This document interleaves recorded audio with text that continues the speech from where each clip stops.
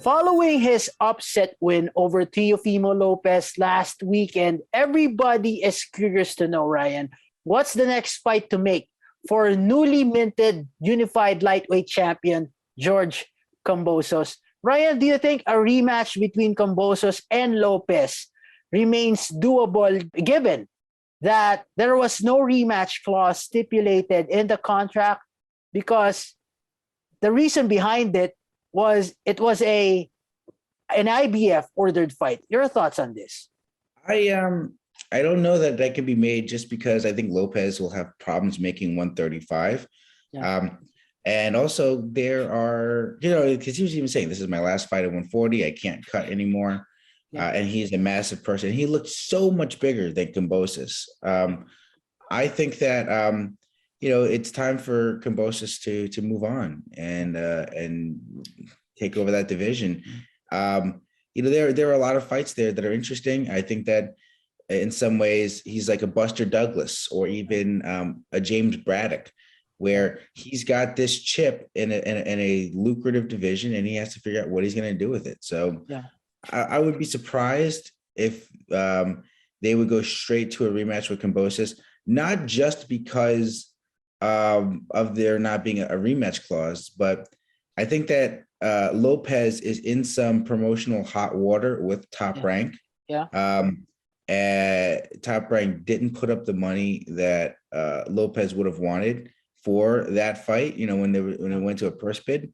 Yeah. So and there were some issues there. So for them to put up the money to entice Kambosos into a rematch after Lopez didn't exactly, go out of his way to be gentlemanly in the lead up to the fight or after the fight. So I think that money does talk in boxing, and it's talking it's telling Kambosos to go somewhere else. So do you mean, Ryan, the fight that makes sense for George Kambosos right now is facing the winner of Devin Haney versus Joseph Diaz Jr. on December 4th? No, I don't think that would be the right fight for him either. I think that the problem with Devin Haney is that he's got a lot of ability, but he's not been able to make an impression because he's not a puncher. He's kind of like a safe boxer. And that could be kind of tough for people because there are safe boxers that you're like, oh my goodness, I got to see this guy. Floyd Mayweather at 130 pounds was a killer. He was destroying guys. We're not seeing Devin Haney do that. So that's sort of the issue with him. If you're going to be a boxer, you better be a boxer who's fun to watch. Yeah. And the issue sometimes with him is that every round kind of looks the same. There's never like that progression of him breaking a guy down. I think that the best fight for him, if we're talking about balancing risk and reward, how much money can he make, and then seeing what's like the best fight for him in terms of being able to keep his championship, I would say go right to fight Ryan Garcia. If that can happen. Ryan Garcia called him out. Yeah. And he's saying, oh, I want to go straight to Kambosos. Cool. I would say make that fight just because Garcia has been out of the ring for a while, coming off some injuries. He has a huge following on social media, and there are great opportunities to make that into a bigger event as a result. He's, Ryan Garcia is almost like a Logan Paul or Jake Paul, but like he's a real fighter. You know what I mean? It's kind of weird. Yeah. Good description. Yeah. And then, but also on top of that, there have been some questions about his dedication from people in his camp. Questions from people like Canelo Alvarez. So, that's something to take seriously. So if you're looking for the best balance there, I would go straight to Ryan Garcia. There's another guy who called out George Kambosos after the fight, and it's in the form of Shakur Stevenson. Your thoughts on this, Ryan? I mean, same situation where it's like Shakur Stevenson is not, the mandatory, right? He's 130 pounds. He just beat a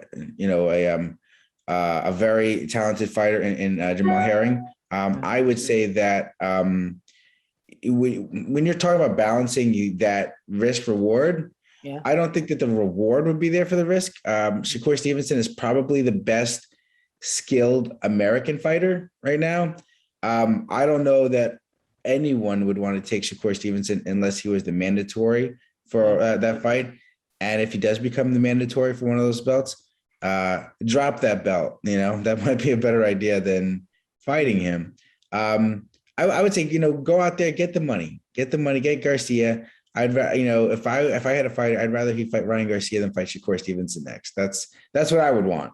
If Shakur Stevenson's if Ryan Garcia calls, you pick up the phone, and if you miss the call, you call him back immediately. Yeah, Ryan, I know it's too early to say, but how do you see George Kambosos' reign as the lightweight champion? Do you feel that he has the capacity to unify all four major world titles at 135 pounds? Well, it's pretty interesting because George Kambosos is, I knew he was a really good fighter, and people are dismissing him. He was like a 13-1 underdog or something like that. I'm like, what in the world? Like, are we talking about the same George Kambosos? I've seen him fight. He's really good.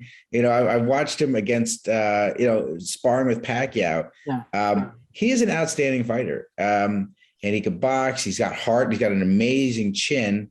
And he took bombs from Teofimo Lopez. That was a Teofimo Lopez who, really hurt himself by going out there and fighting, maybe the worst plan I've ever seen put together. It was embarrassing. It was kind of like amateurish. And I was just wondering why he would do that to himself, right? Because really, he did that to himself.